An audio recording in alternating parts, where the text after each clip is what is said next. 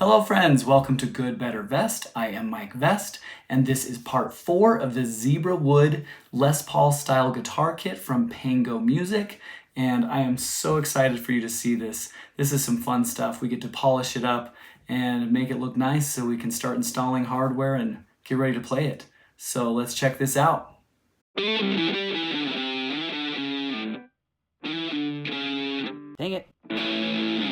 First of all, thank you so much for subscribing and joining me on this journey. It's been about a year since I started, and the comments and contributions from you have been great. So there is one from Tom Ziffer 6944, and in the last video he had a question about the heel that I had to sand down and Tru Oil. So here's a picture of that. Let's check this out.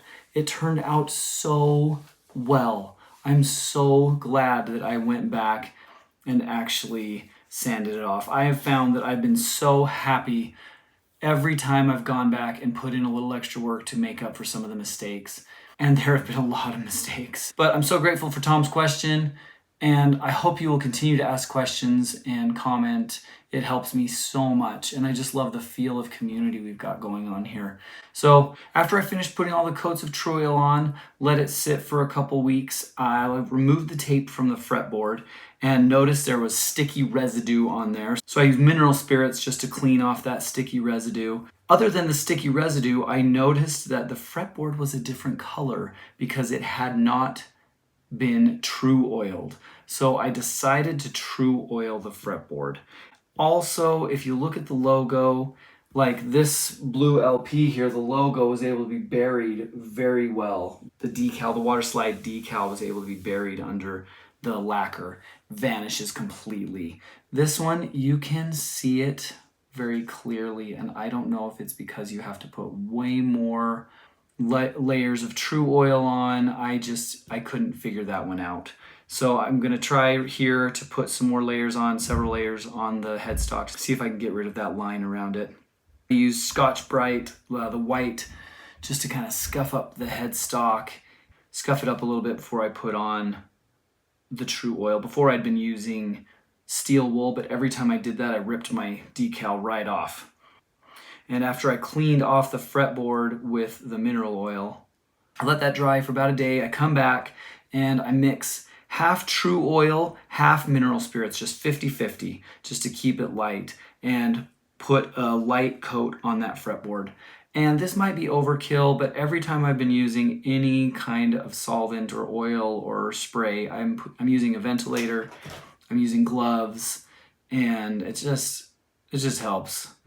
That's just me. I also have been using cut up old t-shirts for application, and that has been so helpful. So on this fretboard, I just wipe it down, that 50-50 mix, wipe it on, quickly wipe it off. I did end up with some runs down the side, which I'll talk about later, but other than that, very happy with it. I'll leave it for a couple hours, come back, and this is something I've been wondering about. How do you keep reusing the material, like the rag and the cup with the Tru Oil in it? So I just put tin foil over the cup, and I put the rag in a Ziploc bag for 2 hours. So there's a tip, there you go. If you have better ideas, comment, let me know. I'd love to know a better way of saving that material to use again. Reapply Tru Oil to the headstock, and it's just straight Tru Oil. I don't dilute it for that. With the headstock, it doesn't bury the decal any better. Here's another shout out to a subscriber. The Fallout Shelter 7799 mentioned using vinyl sticker for it. If you have any other suggestions or advice with that, I would love to hear that. I would love to hear how you do that, because hunting down a printer place that can use white ink for my logo and then just the water slide decal, I think using vinyl would be amazing. So I'd love to hear more from that, either the Fallout Shelter or any other subscribers. I'd love to hear from you guys. So after I did the headstock, again, fretboard with the 50-50, I wipe it off and just really scrape off the individual frets. I kind of wipe it in the pickup cavities just to give it a coat over the natural wood. I actually really love what it looks like. It turned out so good. I'm so glad that I oiled the fretboard. Unfortunately, I had to wait about a month because I am a school teacher and school started and things got crazy and I wish I could spend more time with this. But it took about a month to go from this true oiling of the fretboard to the polish. And I'm just using an old shirt and this Music Nomad polish, which has been so great that I've used on other guitars. And you can see that the Tru Oil, my application of it left it glossy already. It's got a nice gloss, but the polish, as you see, I'm just scrubbing it, gives it a nice gloss. It's been great. And this is just going by hand. Overall, polishing, just the polishing part took about 20 minutes and not a long time. Not really, look at that. I think it looks really good. I think it's got a great shine to it. I think it looks really good. So after polish it, I just wanted to keep within the same product line because I know they're compatible. So I went with the Birchwood Casey Gunstock Wax and I just wanted to try it out. So I'll follow up with a video later on to tell you kind of a wear and tear update, how well this holds up, how well playability, and I'll make sure to do a video on that later. For the Gunstock Wax, make sure you shake it up really well, and I just put a little hole in the top. Here's a tip. I wish I would have done that with the Tru Oil. It makes the pouring out really easy and then it doesn't get the dry film on the top.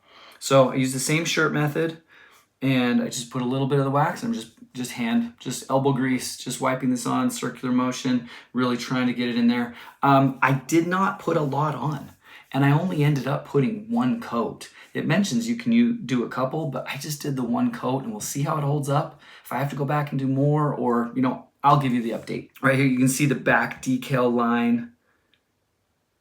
And there was a bubble drip from the front where I was putting more oil on the front. And like I said before, there's drips on the sides, which if I would have been a little bit more careful, I could have eliminated that. But I think I'm just gonna polish this down with some steel wool. But I think it turns out looking really good. Now, I don't want to show you yet. I'm not going to show you yet because I've moved on a little bit farther in where I'm actually showing you right now. So this is kind of a trailer for the next videos you're going to see for the Zebra Les Paul. I hope you will subscribe, join me on this journey, hit the little bell so you know when I post new things, and look forward to seeing what it turns out like. So next time I'm going to show you how I got it ready for the hardware and all the other pieces and the electronics. That's quite an adventure. So please check that out. And I hope you will comment and give me advice and help and ask questions so I can communicate with you guys. And as always, I hope you never let it rest until your good is better and your better is best. Peace. Ha! Nailed it.